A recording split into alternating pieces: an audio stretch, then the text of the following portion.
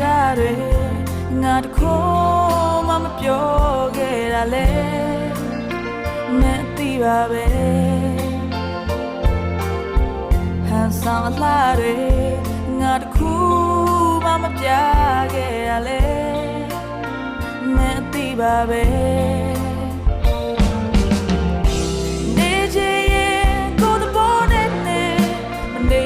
ချင်ရင်သွားဖို့မတားပါဘူးလူဆိုတာကိုကြောင့်နဲ့ကိုနေရတိုင်းတယောက်ကြိုင်မလိုက်နိုင်ဘူး